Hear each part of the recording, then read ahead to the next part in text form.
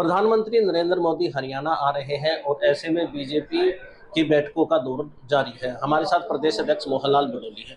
Sir, Haryana आ रहे हैं प्रधानमंत्री नरेंद्र मोदी, क्या बड़ी सौगात है जो हरियाणा को मिलने वाली है? जब जब भी देश के लोकप्रिय प्रधानमंत्री नरेंद्र मोदी जी हरियाणा में आते हैं और हरियाणा को बहुत कुछ दे के जाते हैं और हरियाणा का लोगों के साथ जो दिली लगाव है, हमारे जब भी हरियाणा में आते हैं जनता के साथ जो प्रधानमंत्री जी का जुड़ाव है, जो लगाव है, वो दिखता भी है कि जनता किस उत्साह के साथ उनका स्वागत करती है, उनकी बात को सुनती है और उस बात को फॉलो करती है।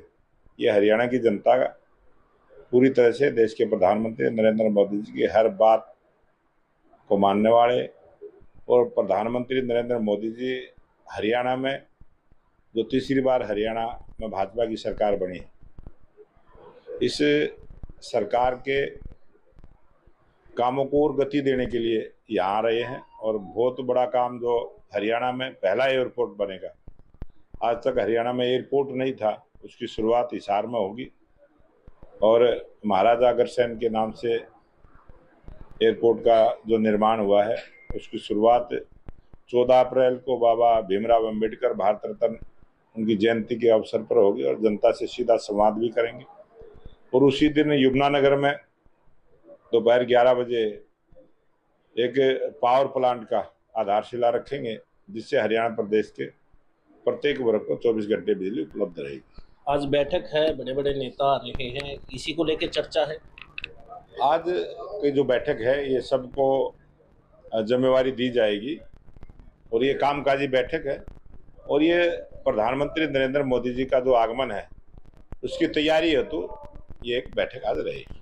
अच्छा, वक्फ बोर्ड को लेकर ऐतिहासिक फैसला आया है कोर्ट का और ऐसे में कांग्रेस जो है इसका विरोध कर रही है। ये कांग्रेस के स्वभाव में ऐसा हो गया है और ये वक्फ बोर्ड जो देश की आज़ादी से पहले बना था और जिस उद्देश्य को लेकर ये बनाया गया था कि देश का जो गरीब मुसलमान है, गरीब महिलाएं हैं, उनको न्याय मिल जाए, उनको अगर किसी को रहने का मकान नहीं है मकान मिल जाए। जिस उद्देश्य के साथ इस वक्फ बोर्ड की स्थापना हुई थी उसमें कांग्रेस पार्टी ने 6 संशोधन किए। 2013 का जो संशोधन कांग्रेस पार्टी ने किया था वो इसी प्रकार से आनन फानन में किया था, 11 सदस्यीय कमेटी बना के, और उसमें ऐसे अधिकार उस संशोधन में कर दिए जिसका वो दुरुपयोग कर रहे थे और किसी भी जमीन का दावा ठोक देना, किसी मंदिर का बसे बसाए गांव के ऊपर दावा ठोक देना, इस प्रकार का उनका जो व्यवहार था और जो उन्होंने एक गिरोह बना लिया था कि किसी भी प्रकार की प्रॉपर्टी में जो अनाप शनाप वो काम करते थे उन पर रोक लगेगी और गरीब मुसलमान भाई को, बहनों को, सबको न्याय मिलेगा। ये भी कहा जा रहा है कि मुसलमानों को खत्म करने की कोशिश।